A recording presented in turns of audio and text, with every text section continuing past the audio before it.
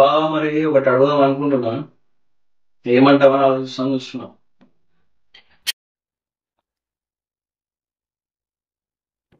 చెప్పు బావ మరి. అట్లేం లేదు, చెప్పు.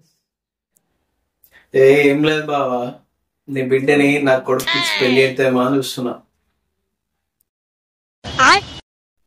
నీ కొడుక్క పని చేయడు, ఏం చేయడు, పాడు చేయడు, నీ కొడుకు ఇయ్యాలా?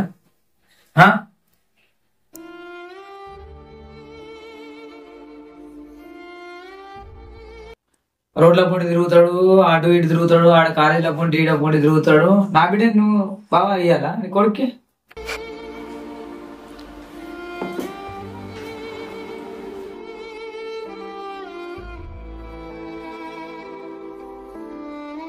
నా గవర్నమెంట్ జాబ్ వచ్చింది. అల్లుడు దా కూర్చో. ఏ అల్లుడు వచ్చింది, చాయ్ పెట్టే. చూసారా సార్ డబుల్ యాక్షన్. బా ఇప్పటికేమన్నావు చెప్పు మరి. అల్లుడు వచ్చిండు. ఏం చెప్పాలా బా, నువ్వే చెప్పాలా. బాబా మరి ఎప్పుడు ముహూర్తాలు పెట్టుకున్నాం? అల్లుడికైతే జాబ్ వచ్చింది, పెళ్లి ఖర్చు మొత్తం నాదే. ఏటైతే ఆడ తగ్గేదే లేదు ఇంకా. రానా పెళ్లి నాకేనా? అల్లుడు మా బిడ్డకు నీకే పెళ్లి గ్రాండ్ చేద్దాం, ఎంత ఖర్చు అయినా ఏం పర్లేదు. అద్దునా నాకు పెళ్ళదు, నేను చేసుకోను. ఎందుకు ఏమైందా? అద్దు నాకు ఇష్టం లేదు, పని పోం.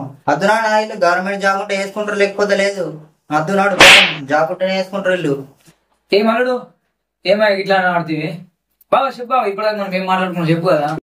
నీ బిడ్డ పెద్ద పెద్ద జాబ్లు ఉన్నా ఇచ్చుకోమావా, నాకేమో నాన్న పోన్నాడు.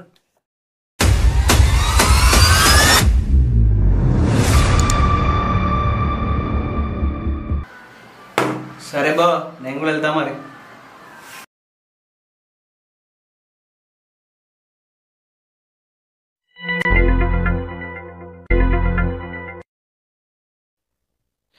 ఒకటి అయిపోయింది, ఫస్ట్ టైం తొందర ఇంకొకటి ఉంది, తర్వాత ఏమో జాబ్ వచ్చింది. అల్లుడు ఇది కాకుండా అయిపోయింది కదా.